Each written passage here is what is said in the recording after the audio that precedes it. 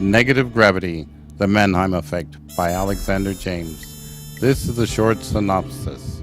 Negative Gravity is a story in which a bed-bound quadriplegic takes pencil in mouth and illustrates an epic in which the Earth's magnetic field is reversed for 24 hours.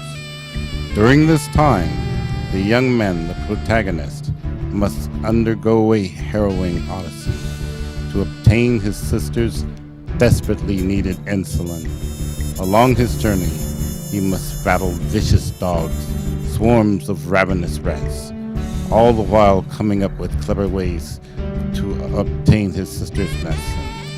His back pressed tightly against the walls of home, he must tread lightly, walking along the eaves of roofs, all which threaten to give way as growing earthquakes threaten to tear homes from their foundation. Negative Gravity is not the ordinary science fiction story, no. Our hero is forced to face a myriad of dangers, such as streams of molten magma that spew from the open fissures above.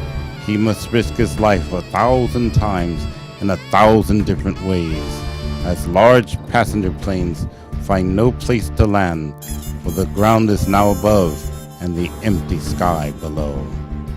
Watch as the oceans rise in a single curtain.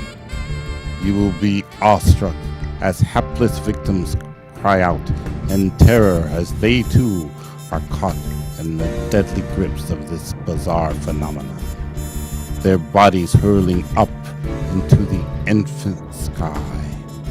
All the while the young hero is being slowly stalked by an axe-wielding madman. Will the young man's quest be successful? Will he reach his sister in time? Or will he fall prey to the many deadly impediments that face him? Negative Gravity asks one question. What would you do if you went to sleep on your living room couch and woke up on its ceiling? Hello world, my name is Alexander James. I'm a bed-bound quadriplegic of 40 years. 40 years laying in a hospital bed. 40 years stuck in one room, imprisoned between four walls. Can you imagine that? But don't feel sorry for me, for during that time, I've journeyed through worlds long dead and worlds yet unborn. Let me take you into the wondrous realm of my imagination. That is the key to life. The journey in life isn't the destination, it's the journey, the adventure of it. Let me show you a project that has taken me 10 years to complete. Negative Gravity, in which I turn the world literally upside down for 24 hours. I think you'll be very pleased when you see it. It might help inspire you to envision a world upside down. Here it is. 1, maybe 2 minutes of my storyboard trailer, Negative Gravity, The Mannheim Effect, by yours truly, Alexander James. Negative Gravity, The Mannheim Effect by Alexander James. This is a short synopsis. Negative Gravity is a story in which a bed-bound quadriplegic takes pencil in mouth and illustrates an epic in which the Earth's magnetic field is reversed for 24 hours. During this time, the young man, the protagonist, must undergo a harrowing odyssey to obtain his sister's desperately needed insulin. Along his journey, he must battle vicious dogs, swarms of ravenous rats, all the while coming up with clever ways to obtain his sister's medicine. His back pressed tightly against the walls of home, he must tread lightly, walking along the eaves of roofs, all which threaten to give way as growing earthquakes threaten to tear homes from their foundation. Negative Gravity is not the ordinary science fiction story, no. Our hero is forced to face a myriad of dangers, such as streams of molten magma that spew from the open fissures above. He must risk his life 1,000 times in 1,000 different ways, as large passenger planes find no place to land, for the ground is now above and the empty sky below. Watch as the oceans rise in a single curtain. You will be awestruck as hapless victims cry out in terror as they too are caught in the deadly grips of this bizarre phenomenon, their bodies hurling up into the infinite sky. All the while, the young hero is being slowly stalked by an axe-wielding madman. Will the young man's quest be successful? Will he reach his sister in time? Or will he fall prey to the many deadly impediments that face him? Negative gravity asks one question. What would you do if you went to sleep on your living room couch and woke up on its ceiling? Alexander James, thanks for this opportunity. I saw you on a television program and I was impressed not only with your story, but the energy you put into this project, living the life that you live that most people couldn't even imagine. Tell us a little bit about this science fiction project and what it's all about. Well, Johnny, it came about in an unusual way. I was bedbound when I was 19 years old on 1977, September 30th, 1977, on a lovely day on Carbon Canyon Road in Chino, California.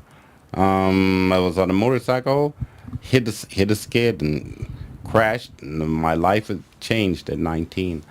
It it would seem like you would think a young man 19 years old and bedbound, quadriplegic, would think his life was over. Indeed, I did think it was over. But I did not stop using my imagination. I had to do something to pass the time.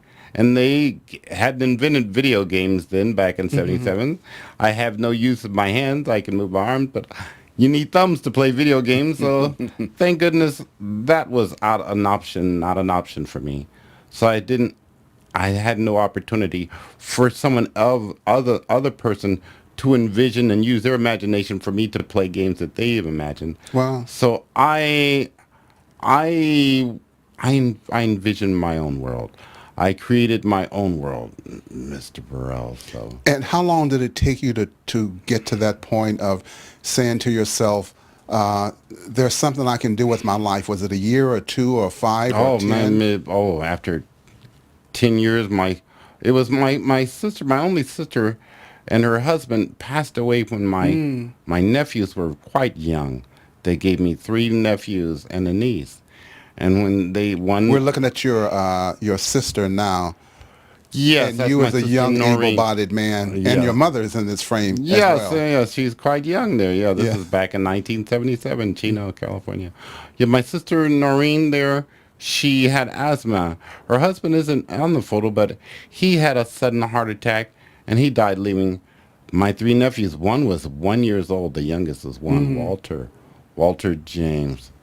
And so there's my mother and I, a bedbound quadriplegic and a working woman trying to raise four little orphan children. So they were boys. I could not play baseball with them or run and catch with them. So we played imagination games. And I guess that's what helped build my imagination and help there too. I would call them into the room, let them lay on the floor, tell them to close their eyes, and I'd envision worlds for them in which they could explore.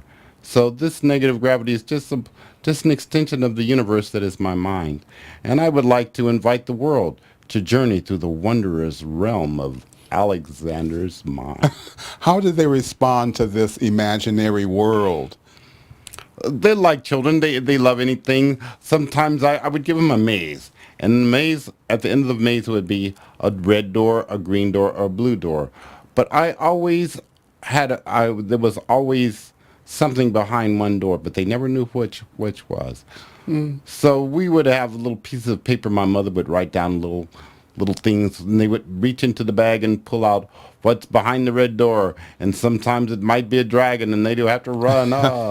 Sometimes it was a little girl, and they'd have to aid the little girl into her adventure to get her to point A, from point A to point B. It was a real lot of fun. The boys, they're all in their 30s now, and they never forgot it. They always love it. They love the game. Tell us about this story. There's a hero or a shero in the Mannheim Effect. Tell us a little bit about what the plot, if you will, Okay, very is. very good. All right. Well, the story is about a bedbound quadriplegic, myself, who's crying out to God to give him a vision, to give him something to live for, something that the world will remember him by. And so, gazing up out of the window, looking up, laying on my back as I do so many hours, I look out the window and I encourage your viewers when they're laying on their back, looking up, if their window is open, to look out their window and look at the overhanging eave of the roof. And imagine a world in which gravity's reversed. That's what I did. It's about a bedbound quadriplegic who imagines how and what would he do if the world's gravity were suddenly reversed. It's the crux of it is, what would you do if you went to sleep on your living room couch and woke up on its ceiling? That is the crux. The hero is a young man who, during this time, must obtain his sister's insulin, like the storyboard said. But it's really about me, my struggle, and a man with a pencil in his mouth, propped up on his elbow, drawing on a sketch pad for years and years, envisioning page after page, putting it on the wall, and creating I mean an epic. Yeah, we're looking at some of your pictures now. Go ahead. Yes. In which I have to get this character from point A to point B. What would you do? How would you get to the neighbor's home if gravity was reversed and it was pulling your house from its foundation? Wow. That's very good. So I encourage everyone to dream, to use their To dream. imagination. How did you, were you an artist before your accident? I mean, in terms of drawing these pictures, uh, I first saw them, I mean, really phenomenal, just phenomenal. Were you an artist before, or did you learn to draw? How'd you do it? Well, I'm telling you, I did have art classes. I was art in school, but I hadn't drawn in years since, my accident. So I waited till I was about 45 years old, and I says, well, if you're not getting any younger, you might as well do something. You've had this idea of inspiration in your mind all this time.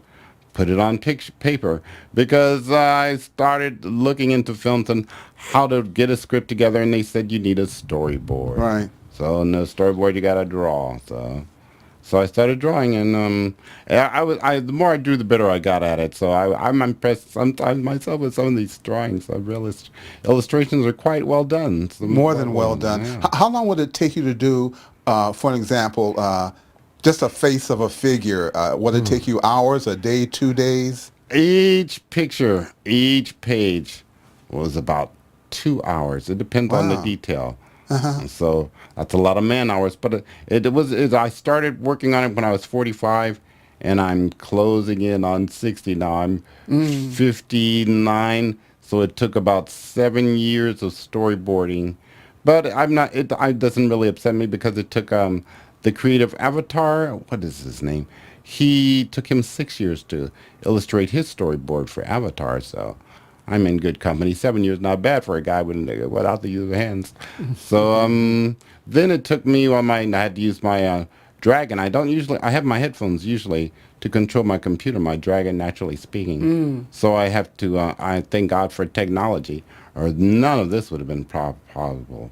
So with my Dragon, I wrote the script, storyboard, and now the book will be out soon. So Negative Gravity, The Mannheim Effect by Alexander James.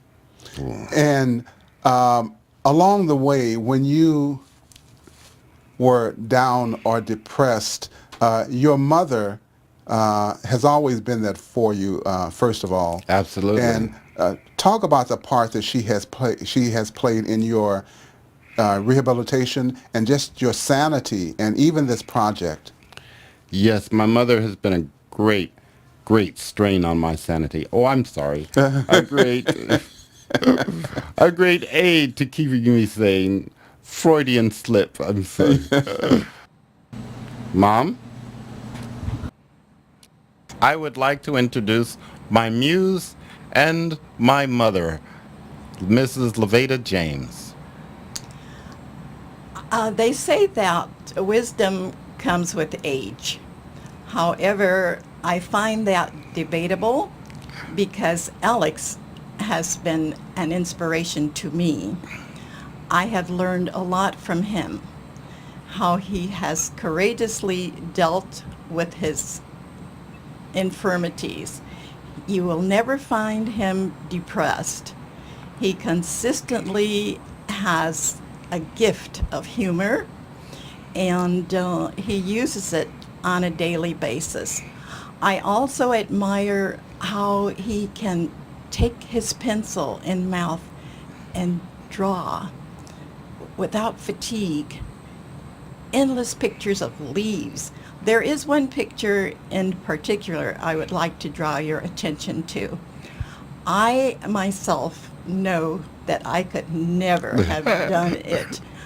I constantly refer to this picture, and I think anybody with a disability would agree with me that it is an inspiration from not, from within, and it could only have been inspired by the gift of the Holy Spirit, I say. Oftentimes, we have these disabilities, and we question God. And as I said before, his inspiration is from an inner spirit. You asked what was Alex doing in addition to promoting negative gravity, the Mannheim Effect, the storyboard, and the book. He's working on another novel. It's called The Curse of the Mandrake.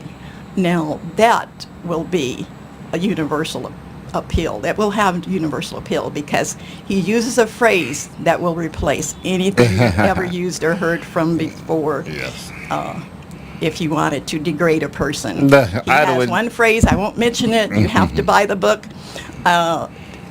It's not published yet, but he is working on it, and it's going to have 2 sequels. It's going to be book 1, 2, and 3. So that's just an indication of how tirelessly he works and using his imagination and his drawing skills and his ability to realize what he wants. She's my best friend, my best supporter, my biggest fan. So that's always encouraging when you have your mother pushing you, encouraging you. Don't give up. Why science fiction versus maybe another kind of story that you chose? That's a good question. Well, there's I grew up in Los Angeles in the '60s, and I was breastfed on Bernard Herrmann. His music would take you to another place, and Ray Harryhausen, his animation. So all my life has been toward science fiction and animation. I love Jules Verne's and H.G. Wells' War of the Worlds. I grew up in the golden age of television Yes. when they would say in color, when color was something new. In living color. And then living live in living color. Right. That was great. So, so yes, that's about science fiction is the thing, and there's very few black people of color, I would say, in the genre, and I want to bust the door wide open and show that science fiction isn't that has no color, has no Sure. creed, Absolutely. no gender. Yeah, I talked to another young black man, Jason Stewart, and his thing is science fiction. And I think you were the other black person, male or female, that I saw that was whose themes and whose interest was science fiction. So that was that kind of got my attention as well, aside from just your energy and the story. What would you say to, let me back up a second. When you go back 40 years on that day when you were 19 years old, Hmm. how was your life before that time, and had you ever faced some kind of challenges that you thought were just out of the question, and then all of a sudden you find yourself in this predicament, if you will? How was your life before? Do you think about that and at all sometimes? Hmm. Well, my life was the average American teenager's life. I had a motorcycle. I had a nice room, my little stereo and headphones, and I would sketch and little summer jobs. So Hmm. I was like every young man. I wasn't. My mind toward thoughts toward the future weren't really that Set. clear. Sure, sure. So it wasn't. All this came as a very sudden change. This accident here. Hmm. But as the Bible says, he says, "What Satan meant for evil, God has turned to good." Well, I felt that maybe the hand of God has given me a little bit of grace, taught me a little more patience, and given me the opportunity to inspire other people, Hmm. perhaps.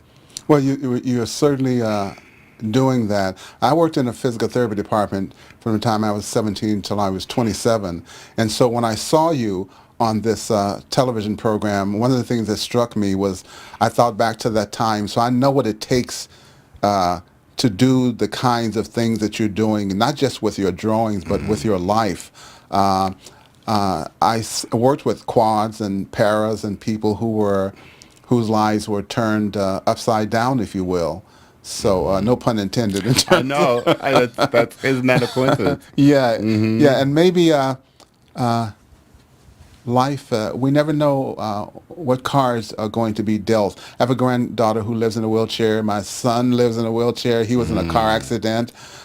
So I find myself being surrounded by people whose lives are different than mine, but are so inspiring. And since I've met you, I try to remember the kinds of things you say. Look around you. If the window is open, look up and That's right. yeah. You don't know how you've been blessed. Count everyone. Count your blessings. As bad as you think things are, Hmm. there's other people that are suffering much worse than you. I found that out at Casa Colina Rehabilitation Hospital Mm, and my accident in Upland. So as bad as I was, there was somebody that was in worse condition. mm, As my back hurt, there was someone with a decubitus in like a bed sore that was very mm-hmm. bad. So I didn't really I'm not a big moaner and whiner, but I felt that since my world was turned upside down, I'm gonna turn the entire world Upside upside down. flipping down. There you go. It's get back time, huh? Payback, baby. Payback. The name of your project, how did you arrive at the Mannheim Effect? Then that's a good question. Negative gravity. I said Yeah, negative grade. I think it's very cool. I love it. because I thought of space, and when you're a spaceship, it's zero gravity. Zero gravity, everybody be just like floating around like balloons. That wouldn't be a plot, floating around. But negative gravity is like the reverse. It's without gravity, so it's pulling it in the negative, the opposite direction. So I said, okay, that's it, negative gravity, and the Mannheim effect. Professor Mannheim just seems like a cool butt name. I just made it up. It sounds German. It sounds science fiction. And so Mannheim It sounds effect. great. You're not going to give the whole plot away. The young man who Oh is. no no no! You have to buy the book, and when you see the movie, then you'll say they changed the ending. Hollywood always changes the ending of movies. So I read the book. So when you get the book, then you'll enjoy it. We'll together we'll both see if they kept it like the book. I like when movies are kept strictly to the book and they don't have any artistic changes like H.G. Wells' First Men in the Moon. Wonderful book. I love it. Where Jules Verne's men go around the moon, H.G. Wells goes into the heart of the moon and finds these moon creature, a race of men. I thought that was fantastic. But in the Hollywood movie, they throw a woman in, a blonde lady who was never in the script, never in the book, and she's got her bloomers on floating up. So I says, okay. And when worlds collide, oh my goodness, that angered me so much. They get a ship to bring just the seed of humanity out because the Earth is going to be collided with another planet. And when the spaceship lands, you would think you were in a An Aryan, not the Aryan commercial, because everyone is blonde. The only room they have, top person they have room enough for, other than these blonde couples, is the dog and her puppy. So I said, I want to do oh, something a little different around yeah. here. Huh? So I'm gonna, let's get some color in here to sci-fi. So. Well, I'm not just impressed. It's just a wonderful project. You have the last word. Well, as old as you are, as young as you are, whatever your physical limitations, it's nothing. The secret is the mind. The mind is the life. So never stop dreaming. Never give up, no matter how old you are. There's always room to begin again. Thank you very much.